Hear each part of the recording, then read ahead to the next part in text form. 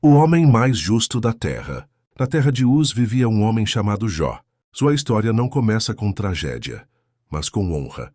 A Bíblia o descreve como reto, íntegro, temente a Deus e que se desviava do mal. Jó era próspero, dono de muitos rebanhos, vastas terras e respeitado por todos. Mas sua maior riqueza estava no coração. Um homem de oração, bondade e justiça, que oferecia sacrifícios diários a Deus, não apenas por si, mas por seus filhos, temendo que, em segredo, tivessem pecado. Sua família era grande e unida. 7 filhos e 3 filhas, e juntos celebravam a vida com festas e refeições. Jó era conhecido não apenas por sua fortuna, mas por sua sabedoria.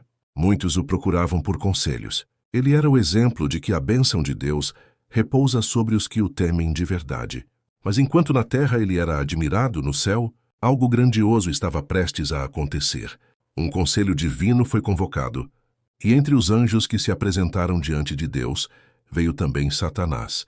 O Senhor então perguntou ao inimigo: "Observaste o meu servo Jó?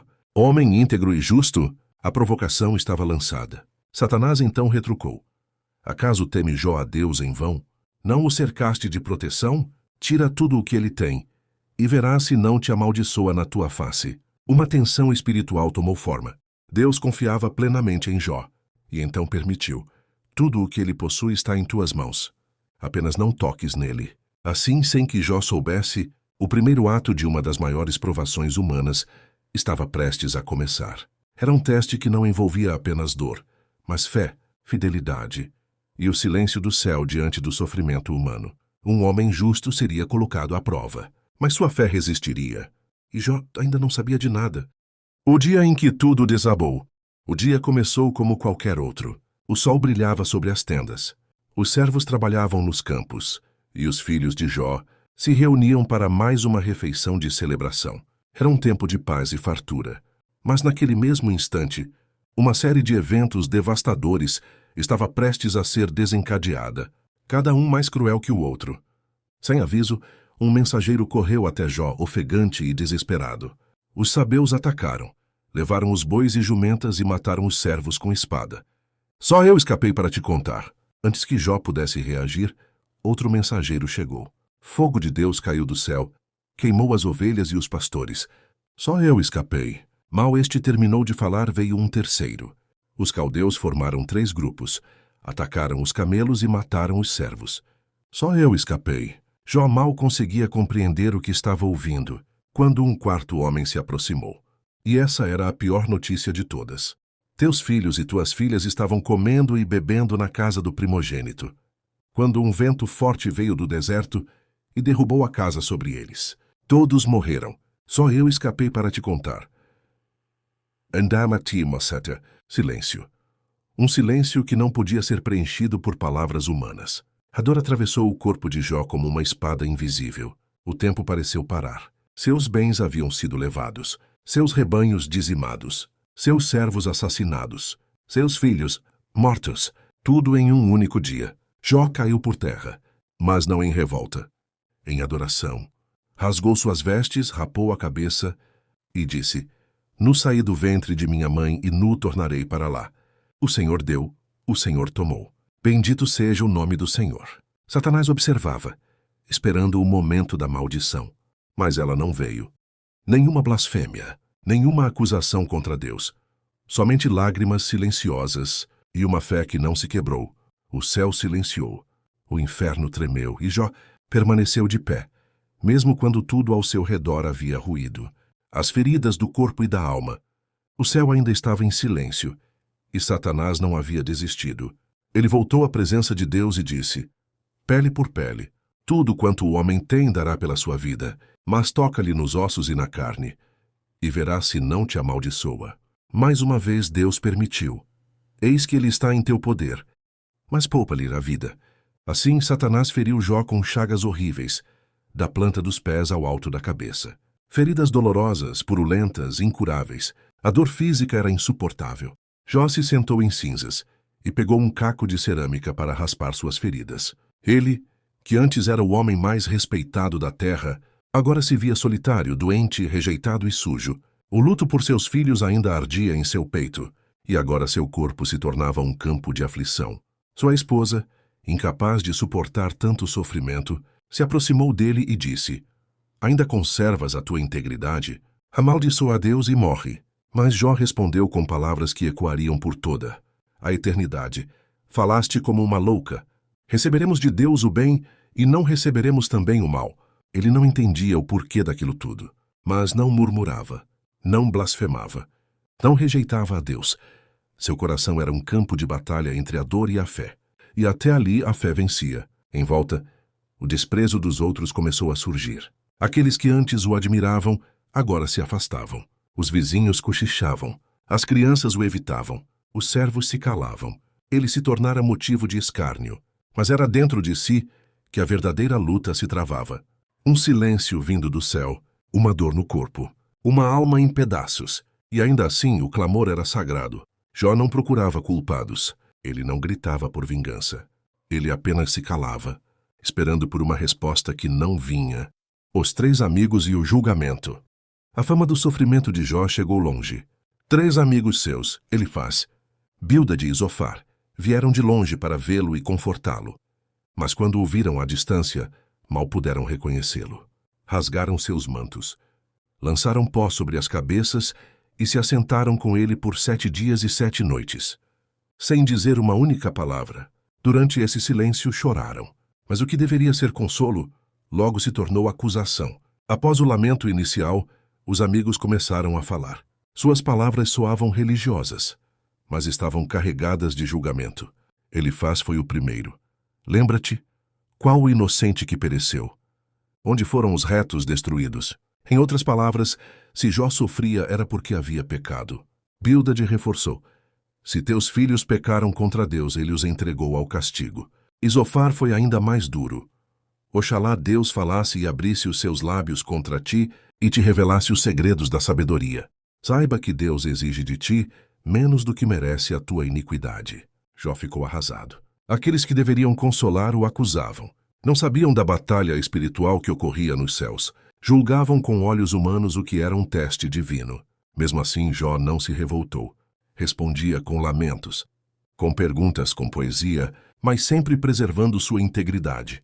Por que nasci? Por que o Senhor me preservou até aqui? Por que me odeia? Seus discursos mostravam um coração ferido, mas sincero. Ele clamava por um mediador entre ele e Deus. Alguém que fosse ponte entre a dor do homem e a justiça divina. Jó não queria apenas entender. Ele ansiava por Deus. Mesmo entre acusações, sua sede era por justiça verdadeira, não vingança. A voz de Jó no meio do silêncio. No auge de sua dor e incompreensão, Jó rompe o silêncio com palavras que são ao mesmo tempo lamentos e confissões de fé. Ele amaldiçoa o dia em que nasceu, deseja nunca ter vindo ao mundo. Suas palavras são carregadas de tristeza, mas também de profundidade espiritual. Por que se dá luz ao miserável cuja vida é amarga? Por que continuo respirando? Ele fala da escuridão, do abandono, da angústia, mas mesmo assim recusa-se a acusar Deus de injustiça. Em seus monólogos, Jó questiona, mas também reflete. Ele reconhece que Deus é poderoso, que seus caminhos são insondáveis. Ao mesmo tempo, sente-se injustiçado, perdido entre o que sabe sobre Deus e o que está vivendo. Ele deseja morrer, mas não tira a própria vida.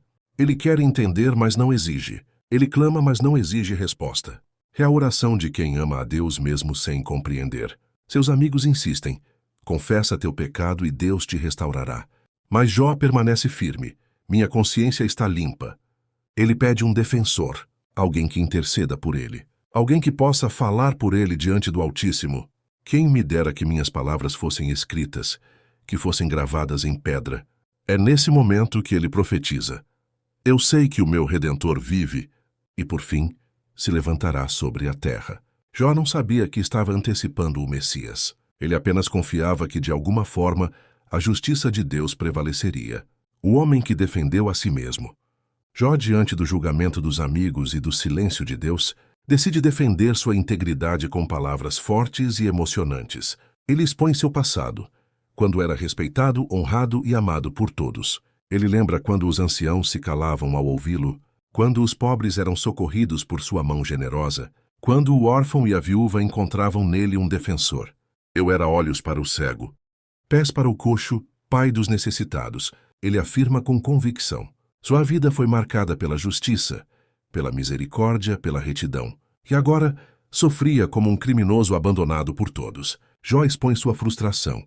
Clamo a ti, ó Deus, e não respondes. Fico de pé, mas apenas olhas para mim. Ele se vê esmagado, mas ainda insiste em conversar com Deus, em buscar explicações. Seu clamor não é arrogância, é sede de justiça. Ele declara: enquanto eu viver, minha língua não falará maldade. Até que eu morra, não tirarei de mim a minha integridade. Mesmo diante da dor e do abandono, ele não se desvia. Ele também lança palavras duras contra os hipócritas, contra os que o acusam injustamente. Jó se recusa a aceitar um Deus injusto, mas também não aceita ser considerado culpado sem provas. É um homem diante do abismo, mas com os olhos voltados para o céu. A resposta inesperada, ele o fala. Depois de muitas discussões entre Jó e seus amigos, surge uma nova voz. Eliú, o mais jovem entre eles. Ele ficou em silêncio por respeito aos mais velhos, mas agora sente-se tomado por um fogo interior que não pode mais conter. Eliú começa repreendendo tanto os amigos quanto Jó. Ele diz: a sabedoria não está apenas com os idosos. O Espírito de Deus pode falar também através dos jovens. Ele acusa os amigos de falarem sem conhecimento e diz que Jó, ao tentar se justificar, chegou a colocar Deus como injusto. Segundo Eliú, o sofrimento não é sempre punição. Às vezes é correção, um método de Deus para chamar o homem ao arrependimento e à reflexão. Deus fala de muitas maneiras, mas o homem nem sempre percebe, diz ele. Ele sugere que Deus está tentando despertar Jó, revelar algo mais profundo. Eliú também aponta para a grandeza divina. Fala da criação, das nuvens, das tempestades, da majestade de Deus. Ele prepara o palco para o que está por vir. Pois enquanto todos falavam de Deus, agora o próprio Deus vai falar. Deus responde do redemoinho. Subitamente a atmosfera muda. O vento sopra mais forte. Um redemoinho se forma, e do meio dele, Deus fala. Quem é este que obscurece o conselho com palavras sem conhecimento? A voz do Eterno ecoa com poder e majestade. Deus não responde diretamente às perguntas de Jó. Em vez disso, ele faz perguntas profundas, poéticas, esmagadoras. Onde estavas tu quando eu lançava os fundamentos da terra? Quem lhe pôs limites? Fizeste tu a chuva? Enviaste os relâmpagos? Alimentas o leão e o corvo? Deus mostra a Jó a vastidão da criação. Ele apresenta o Bimote e o Leviatã, criaturas grandiosas e misteriosas. Katamatuosia, como exemplos de seu poder. A mensagem é clara. Há um universo inteiro de sabedoria, divina, que ultrapassa a compreensão humana. Jó não está no tribunal. Ele está diante do Criador de tudo, mas em meio à majestade há também misericórdia. Deus não destrói Jó. Ele o instrui, o confronta, mas o mantém de pé. Jó, diante da voz divina, reconhece sua pequenez. Eu te conhecia só de ouvir. Mas agora os meus olhos te veem. Por isso me arrependo no pó e na cinza. Não era sobre culpa ou inocência. Era sobre reconhecer quem Deus é. A restauração de Jó. Deus então se volta aos 3 amigos de Jó e os repreende. Vocês não falaram de mim o que era reto, como o meu servo Jó. Deus exige que tragam ofertas e que Jó ore por eles, pois somente a intercessão de Jó seria aceita. Eles obedecem e Jó ora. Mesmo machucado, mesmo ferido, ele libera perdão. E ali algo grandioso acontece. Deus restaura a sorte de Jó. Sua saúde volta. Sua riqueza é duplicada. Ele recebe de volta tudo o que havia perdido. E muito mais. Amigos e parentes retornam para consolá-lo. Ele tem novamente filhos e filhas, as mais belas da região. Mas a maior restauração não está nos bens ou na saúde. Está no relacionamento com Deus. Jó agora conhece o Senhor. De uma forma mais profunda e real. Sua fé foi refinada pelo fogo. Ele vive muitos anos ainda. Vê seus filhos, netos e bisnetos. E morre velho e farto de dias.